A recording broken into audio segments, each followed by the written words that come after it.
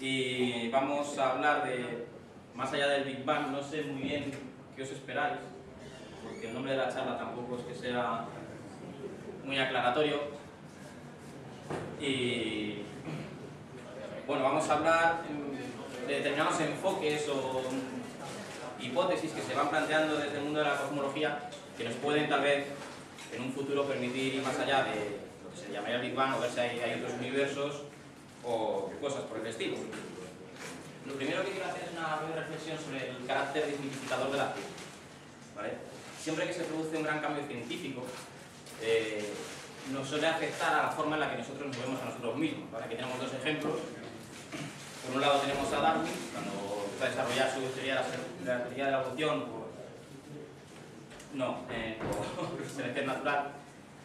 Pues bueno, eso cambió la concepción que teníamos de nosotros mismos, de los seres humanos, y planteaba cierta resistencia a ser afectada. Por otro lado, antes vimos lo que era la revolución copernicana, que inició más o menos Copérnico, en la que quitaba del centro del sistema solar la Tierra, ponía el Sol, y bueno, nos borraba un plumazo de ese lugar especial que parecía que ocupábamos. Luego resulta que el Sol tampoco está en el centro de la galaxia, que la galaxia es una de tantas y que hay miles de millones. Entonces, siempre parece que hay una confrontación entre cómo nos vemos nosotros y lo que nos cuenta la ciencia de cómo es el universo y lo que pintamos nosotros en él. Más revoluciones, por ejemplo, ahora mismo, desde el mundo de la neurociencia, se está empezando a plantear que es posible que el libre albedrío no exista. La capacidad de que eso que es el yo nuestro tome las decisiones, pues bueno, hay experimentos que empiezan a ponerlo en duda. Sobre esto hay un debate muy animado en Alemania. Aquí en España parece que la cosa no se difunde mucho, y bueno, si tenéis curiosidad hay un libro del neurocientífico Rubia, El fantasma de la libertad, que habla de esos temas. De confirmarse todo eso que dice, pues bueno, sería otra forma de darnos un palo a cómo nos vemos nosotros mismos. Así que lo que vamos a hablar, o lo que voy a tratar aquí, es tal vez será un paso más en la revolución copernicana, de que bueno, tal vez ni siquiera nuestro universo es el único. Antes de ir a esos temas, vamos a hacer un breve repasito de lo que sabemos y de lo que básicamente no sabemos, que es la inmensa mayoría. Aquí tenéis un diagrama, está sacado de la página de la sonda WMAP, que concentra y resume el modelo cosmológico actual, ¿vale? El modelo cosmológico actual, siempre que vais a leer por ahí, le van a llamar Big Bang.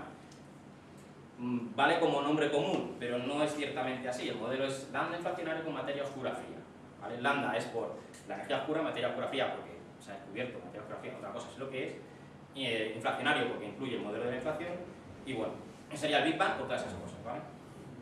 Lo interesante es que siempre, hace unos años, siempre que se presentaba un modelo de expansión del universo como este que tenéis aquí, en un extremo te ponían un punto, te ponían Big Bang, gran explosión, singularidad o algo así.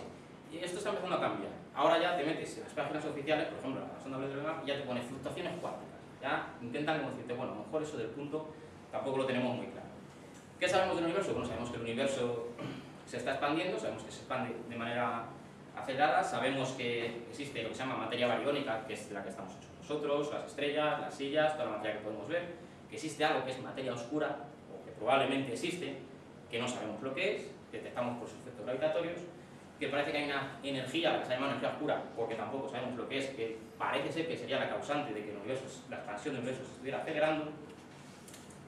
Y bueno, sabemos que hay estrellas, galaxias, y que bueno, la materia parece que se va acumulando. Sabemos que el universo no siempre ha sido así, sino que las estructuras han ido apareciendo en una especie de un proceso evolutivo, ¿vale? No lo veáis como algo finalista, sino simplemente que las cosas han ido cambiando. Y más o menos, bueno, desde el momento al que se suele llamar el Big Bang, más o menos, o ese punto que pone ahí, fluctuaciones cuánticas, han pasado unos 13.700 millones de años.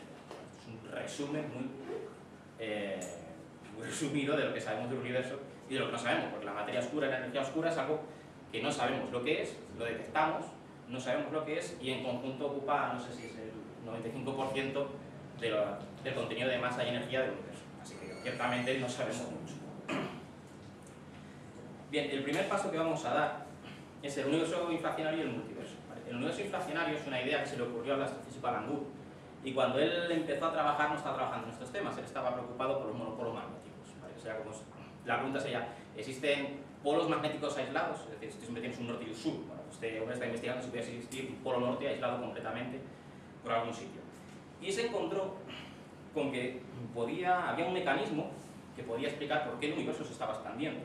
Y no solo eso, sino que solucionaba algunos de los problemas que presentaba por aquel entonces el modelo del Big Bang. Sería el modelo del Big Bang sin la energía oscura, sin la materia oscura y esas cosas. Bien, ¿qué es lo que él descubrió? Él descubrió que lo de la inflación, que básicamente es que el espacio-tiempo en los primeros instantes del universo se expandió de forma exponencial, solucionaba varios problemas. Uno de los problemas es que la geometría del universo, o la geometría que podemos utilizar en el universo, es la geometría de Euclides. Esto significa que si cogiéramos una nave espacial y nos fuéramos al reino de los cúmulos de galaxias a muy gran escala y pudiéramos trazar un triángulo enorme, muy grande, y sumamos los ángulos, daría 180 grados. Si la geometría a gran escala del universo fuera de otro tipo, pues eso no sucedería. Entonces, eso en la cosmología se representa mediante un parámetro que se llama omega, y si omega es igual a 1, significa que la geometría que se aplica es esa. Se puede decir que el universo es plano, no es que sea un folio, sino que se puede aplicar la geometría de Euclides. Bueno, pues en 1978 Robert Dicke estaba dando una conferencia sobre este tema, no se conocía el modelo inflacionario, y era un problema, porque para que omega valiera 1, que era lo que todos suponían o pensaban que tenía que ser, había un problema, porque eso implicaba que en los primeros instantes del universo omega tenía que haber valido o 1 o un valor muy próximo. Cuando digo muy próximo, se fijáis, bueno, no se ve muy bien, pero aquí tiene un montón de decimales de 0,9, ahí sería un 1, ese dato está mal, y 1,000, unos 10 ceros y luego 1. Tenía que estar entre esos valores para que hoy en día tuviera el valor de 1. Entonces, el problema era cómo puede ser que esté tan ajustado en el inicio del universo, ese ajuste fino. Supongo que los creacionistas en esta época estarán disfrutando de lo lindo con este argumento, ¿no?, de ese ajuste fino. Bien, pues el modelo inflacionario de Alan Guth descubrió que, independientemente del valor que tuviera omega en el principio, podía ser 1000, 2000, 3000, 10 a la menos 35, da igual, el proceso de la inflación hacía que ese valor de omega tendiera a 1. Pasado el proceso de inflación, pasado el tiempo, omega, según el modelo inflacionario, tiene que valer 1. Que luego hemos medido, y oh sorpresa, vale 1. Otro de los problemas que solucionaba es que cuando tú miras al universo, ¿vale?, y miramos en una dirección, y vemos la radiación de fondo, luego hablaremos un poquito de ella, y medimos la temperatura que sale muy cerca del cielo absoluto, unos 270 grados centígrados con algo, miras en la dirección opuesta y encuentras exactamente la misma temperatura.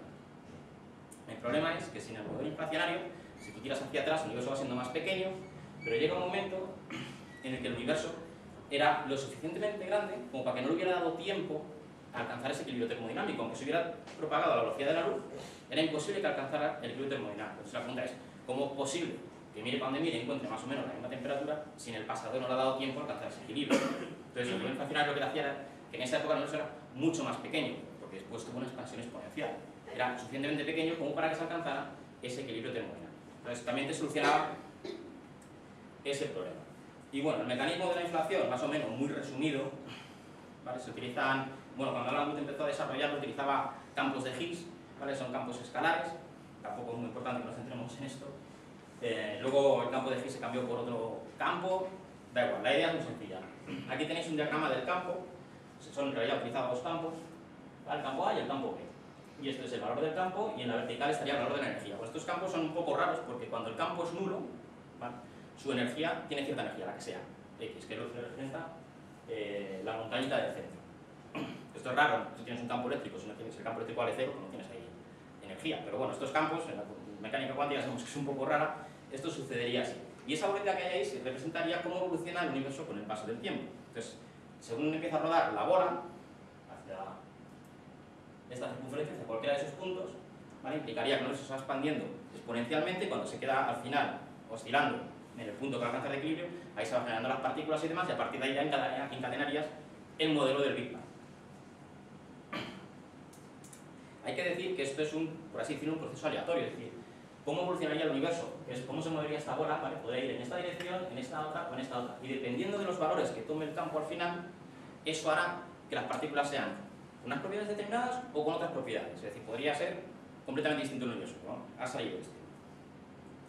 Esto se conoce técnicamente, se lo leéis por ahí, como una transición de fase, ¿vale? Y realmente lo que te están diciendo, lo que decía Alan Guth, es que esta parte de aquí arriba es un falso vacío, es decir, es un vacío pero en el que hay, por así decirlo, energía, y el universo haría la transición de fase hacia un verdadero vacío en el que hay menos energía. Bueno, pues esa transición de fase, ¿vale?, es como la desintegración de un átomo radiactivo, ¿vale? Tú tienes un átomo radiactivo, no sabes cuándo se va a desintegrar, pero sabes la probabilidad que tienes de que suceda y el tiempo medio de vida. Bueno, pues es algo similar. Si nosotros tuviéramos una región de falso vacío, que es lo que representa esta barra de aquí, tendríamos determinada probabilidad de que uno de esos puntos iniciara una transición de fase, es decir, empezara a producirse el efecto del universo inflacionario, sin llamarlo, se expandiría una burbuja, acabaría de expandirse, se generarían las partículas y de ahí todo lo que sabemos más o menos del Big Bang. Entonces, pasado un determinado tiempo, una región se convertiría en un universo. Y estas regiones seguían siendo de falso vacío, que seguían teniendo la probabilidad de volver a desintegrarse, de tener esa transición de fase. Pasado un tiempo, volvía a pasar lo mismo. Y así indefinidamente. En la escala no se puede ver, es difícil de presentar, pero cada una de estas barras de falso vacío tiene el mismo tamaño que la barra principal. Entonces, el modelo inflacionario de por sí te dice que puede haber, podemos llamar otros universos o otros mundos, ¿vale? Luego veremos si esto se puede comprobar o no.